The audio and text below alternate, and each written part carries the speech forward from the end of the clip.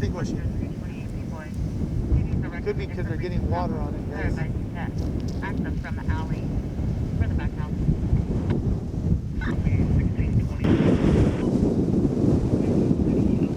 My apologies, off the trees, possibly.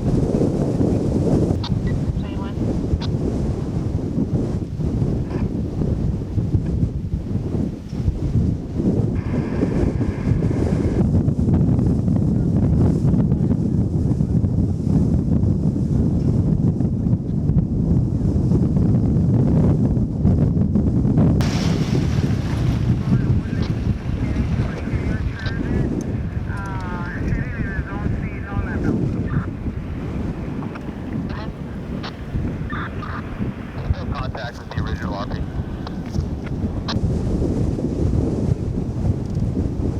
can see them Anchor 010.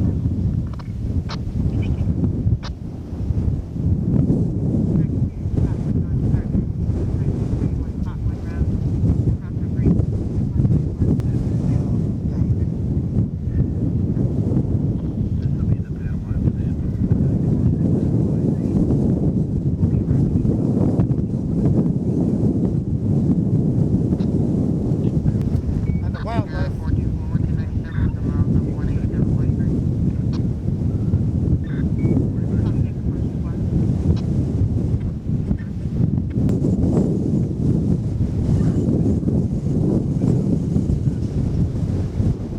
Yeah, we start with the tankers.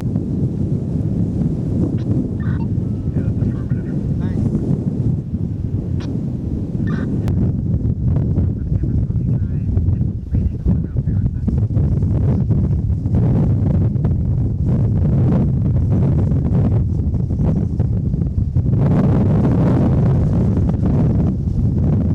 Like, this is a good road. They can offload at the bottom and back up here.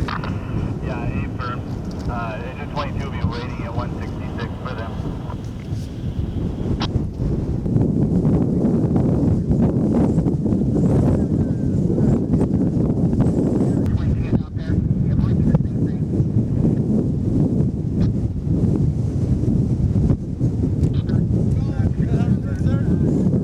Thanks for keeping the roadway clear, guys. Much appreciated. And for the safety vests, everything.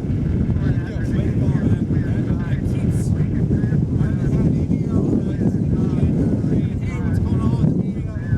They know you guys are here, but they appreciate all the stuff you guys are doing, staying out of the emergency operations and everything. And we hope you guys are I'm not sure if you guys heard what he said or not.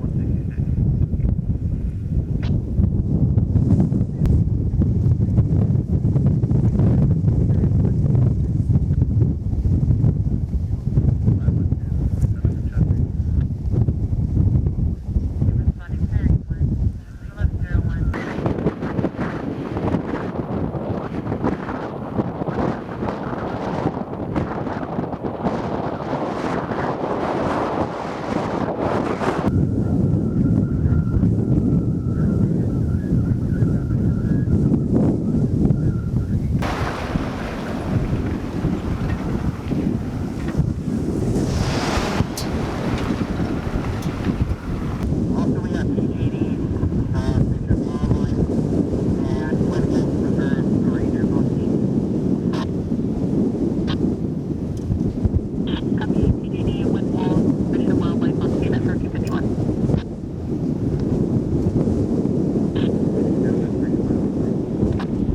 Kern County on scene 1351.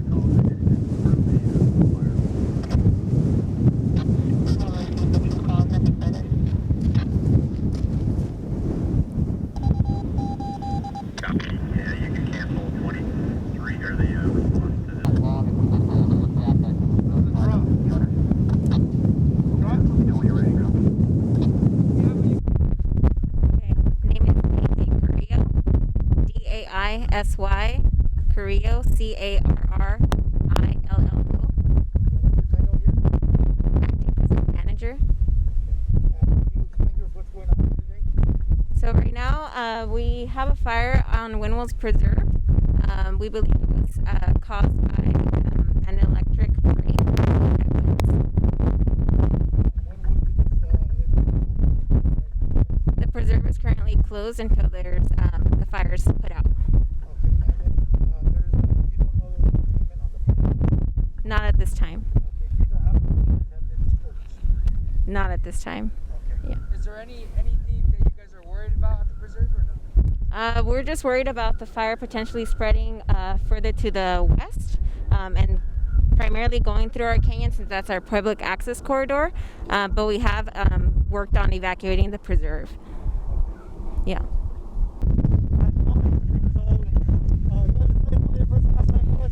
Andrew Freeborn, ANDREWFREEBORN.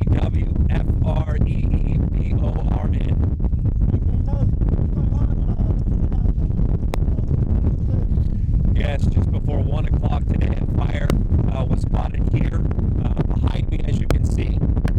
And we have extremely high winds today.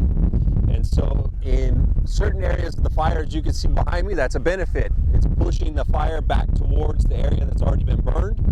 But in other areas, that is definitely working against the fire operations today. It's fanning the flames, it's pushing the fire at an extremely fast pace. So recently, the incident commander said we were approximately 200 acres, but as you can see behind me, the fire is moving quickly. So we are quite positive that we're exceeding that 200 acres at this point.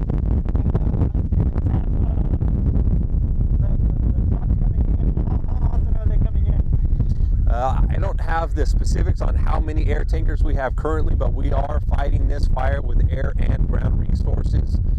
When you think about the air resources having to fight in this sort of wind, it's difficult for them as well. So everyone right now is having to call on all of their strengths, all their training to be able to fight this fire. We're hoping to keep it out of the Wind Wolves Preserve. It seems at this point it's just east of that, but it's moving quickly towards the Wind Wolves Preserve. We're going to continue to provide updates as necessary. And obviously right now it's super dry out right now. How much fuel is adding to this fire?